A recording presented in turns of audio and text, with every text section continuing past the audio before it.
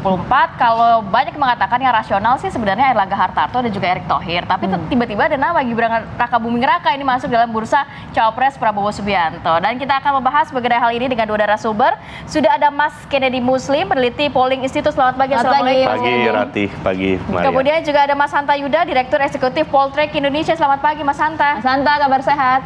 Selamat pagi Rati, Maria, Pak Kennedy. Kennedy. Iya. Terima kasih atas waktunya Mas Hanta dan juga Mas Kennedy. Sebelum kita bincang lebih dalam, kita tampilkan apa data dulu. Nah, kita lihat data dulu seperti apa. Kalau tadi kata Kak Marati kan secara rasional ada beberapa nama lah ya. Tapi bagaimana kemudian di-capture oleh sejumlah lembaga survei. Ya. Kami tampilkan datanya untuk Anda. Ini elektabilitas cawapres dari Polling Institute.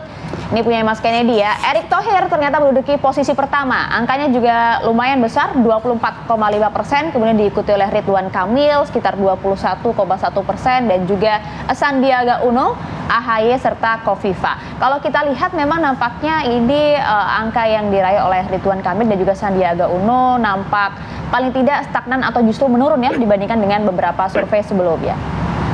Tidak hanya Polling Institute, tapi kalau kita lihat ini di sini ya, calon wakil presiden untuk Prabowo Subianto, kalau misalnya dipasangkan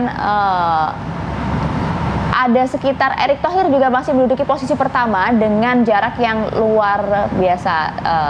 Dengan berjarak gitu ya, dengan Gibran Rakabuming Raka ada 28,8%, kemudian Gibran 17,3% diikuti oleh Muhaimin Iskandar, nggak masuk dalam hitungan sebenarnya ini ya, dan juga Kofifa, Airlangga serta lainnya. Memang Pak Airlangga Hartarto di sini angkanya masih terbilang cukup kecil, paling tidak di angka 4 hingga 5 besar lah ya.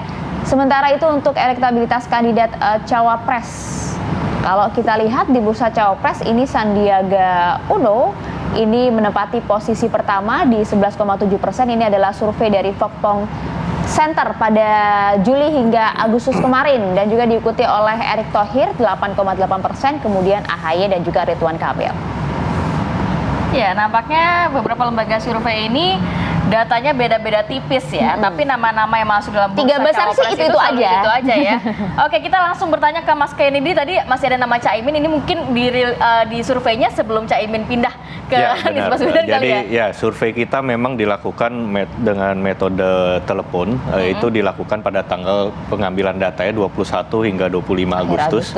Itu sehingga belum mengcapture dinamika terbaru ya, kepindahannya Caimin ke koalisi Anies Baswedan. Hasil dari survei Anda miliki itu beberapa nama yang memang cukup teratas begitu ya untuk mendampingi Prabowo Subianto. Seperti apa? Ya, jadi kita memang mensimulasikan 5 nama yang potensial ya sebagai pendamping Pak Prabowo gitu, berdasarkan informasi yang kita dapat gitu. Memang ada nama Erick di situ, ada nama Gibran dan juga Pak Airlangga tentunya sebagai salah satu ketum partai pengusung, dan juga nama Bu Kofifa pun kita masih masukkan gitu karena juga sempat beredar kan isu tersebut gitu. Nah, memang kita temukan nama Pak Erick di dalam persepsi publik itu tertinggi gitu loh, bagi ketika kita menanyakan pada responden siapa menurut mereka yang paling pantas mendampingi sebagai cawapres Pak Prabowo gitu. Nama Erick Thohir menempati posisi teratas dan alasan yang disebutkan responden itu terkait dengan kinerja gitu. Oke, pertimbangannya karena kinerja. Tapi kalau misalnya dilihat Erick Thohir ini memang posisinya stagnan di angka-angka segitu dari beberapa survei yang dilakukan oleh Polling Institute atau justru memang merangkak naik? Sebenarnya kalau kita mencermati di dinamika di survei cawapres ini tidak banyak perubahan ya. Maksudnya posisinya masih sama ditempati oleh Pak Erick, Pak Ridwan Kamil dan juga Sandiaga Uno. Itu 3 nama yang biasanya selalu di posisi teratas gitu. Kemudian ada saya sebutnya cawapres Liga 2 lah ya. Cawapres Liga 2 itu seperti Pak Mahfud, AHY juga ada di situ. Kemudian Gibran pun sudah masuk ke Liga 2 sekarang. Angkanya di sekitar 8 hingga 9% gitu biasanya.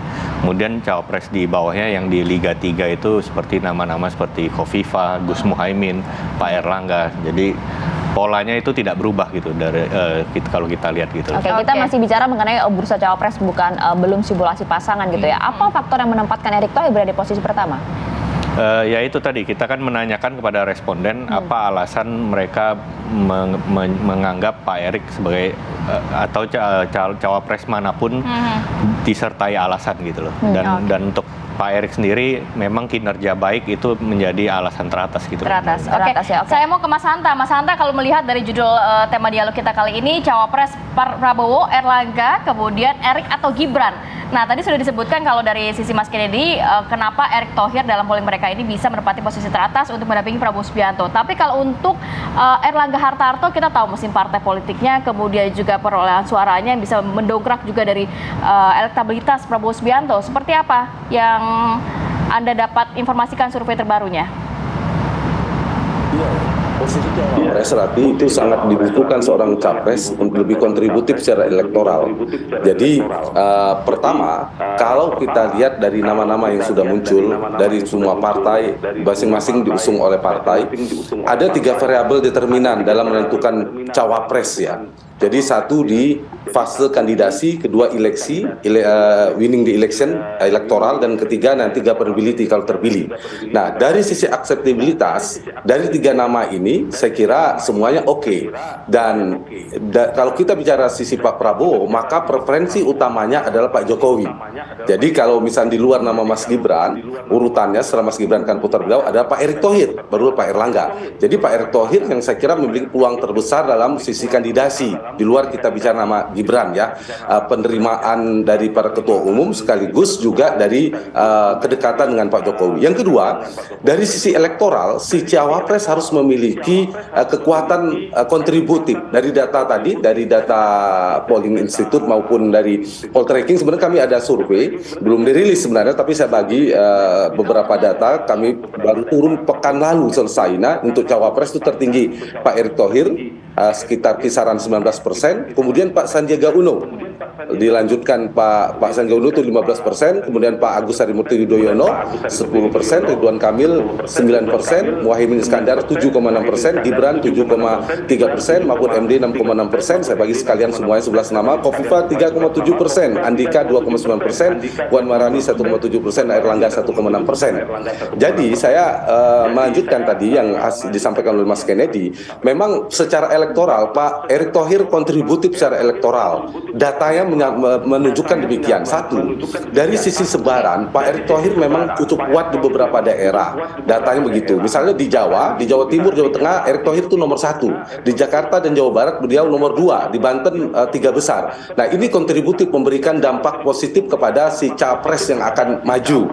Yang kedua, dari sisi segmentasi demografi juga punya irisan kedekatan dengan NU, pemilih muda, milenial, saya kira semua punya, tapi saya ingin melihat dari sisi mengapa dianggap kuat, itu dari sisi elektoral. Jadi dia kontributif secara elektoral, secara demografis tadi, secara geografis juga demikian. Nah, satu lagi terakhir, dari sisi yang ketiga, dari sisi governability, kalau terpilih, itu bisa membantu pemerintahan, saya lihat. Bisa Pak Erlangga juga bisa, Pak Erik juga bisa, Mas Gibran juga bisa. Tapi saya melihat dari sisi Pak Erik ini memiliki bertangan dingin ketika diberikan beberapa kinerjanya cukup positif. Ketua Umum PSSI kita lihat kinerjanya dalam persepsi publik dianggap berhasil. Menteri BUMN setelah Pak Prabowo, Pak Erick Thohir dianggap menteri paling berprestasi. Saya menyampaikan data-data dulu. Kemudian juga ini ibarat kalau berpasangan dengan Pak Prabowo, kalau 2004 Rati kita ingat Pak SBY dan Pak JK. Jadi ada SBY yang militer, kemudian ada JK yang paham ekonomi, sama-sama menteri, pasangan militer sipil. SBY JK itu kalau kejadian terulang adalah Prabowo Erick Thohir. Komposisi formulanya mirip gitu kira-kira gambarannya. Tapi Pak Erlangga punya keunggulan dari partainya, harus diakui. Beliau memiliki partai Golkar, partai yang 3 besar di saat ini. Begitu. Oke, Mas Hanta, mungkin nanti kalau memang misalnya memiliki data-data dari hasil survei terbaru Anda, boleh di-share, ditayangkan di layar kaca kita ya Mas ya, terima kasih. Tapi tadi itu paling tidak pertimbangannya, bagaimana kemudian hingga saat ini baik di Polling Institute maupun juga di Poltreking, posisi Erick Thohir ini masih menjadi peluang terbesar, meskipun juga Erlangga memiliki mesin partai yang luar biasa besar. Tapi bagaimana ntar dinamika ke depan, kita lanjutkan pembahasan kami usai jeda berikut ya Mas, terima kasih.